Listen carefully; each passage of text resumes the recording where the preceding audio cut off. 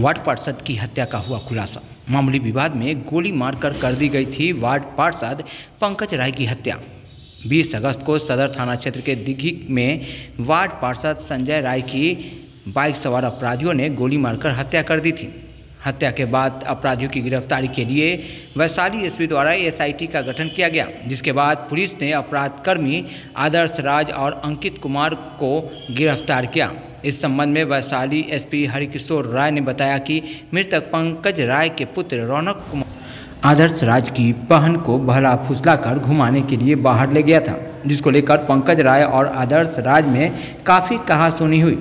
उसी को लेकर मयंक राज ने आदर्श राज, बादल कुमार, नवीन कुमार एवं अन्य साथियों के साथ मिलकर पंकज राय की गोली मारकर हत्या कर दी।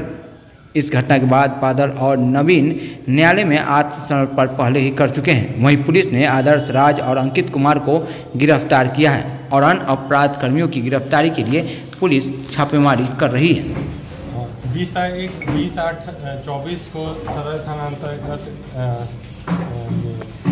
दिघी क्षेत्र में एक वार्ड पार्षद की हत्या का मामला प्रतिवेदित हुआ था। संध्या में लगभग 8:15 के लगभग में मोटरसाइकिल पे 2 क्रिमिनल आकर के 3 क्रिमिनल मोटरसाइकिल पे थे, जिसमें से 2 के द्वारा पिस्टल का इस्तेमाल करते हुए गोलीबारी करके वार्ड नंबर 5 के जो वार्ड सदस्य हैं उनकी हत्या कर दी गई थी। उस मामले में पुलिस द्वारा वैशाली पुलिस द्वारा तुरंत कार्रवाई की गई, जिसमें कि पुलिस द्वारा कार्रवाई करते हुए कई लोगों को हिरासत में लिया गया। हिरासत में लेकर के पूछताछ करने के क्रम में मामले का खुलासा हुआ।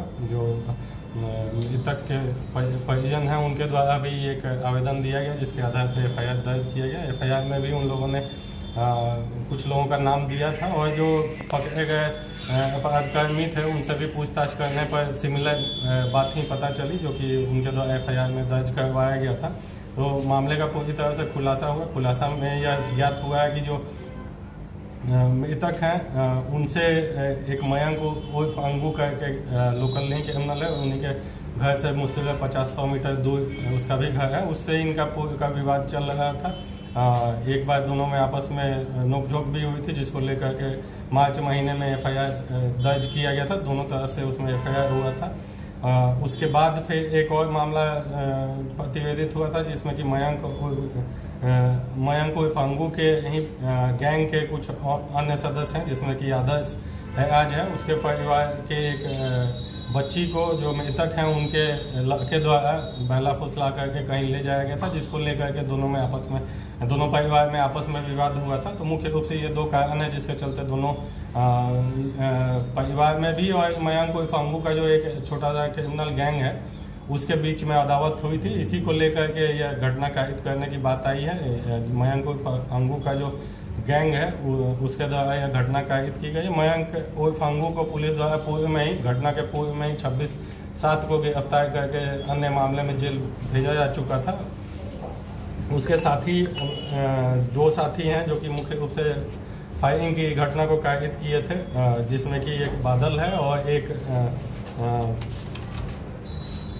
नवीन बिल्ला और बादल कुमार है, जिसके द्वारा फायरिंग की घटना की गई थी। दोनों पुलिस दबिश के कारण कल माननीय न्यायालय में आत्मसमर्पण कर दिए।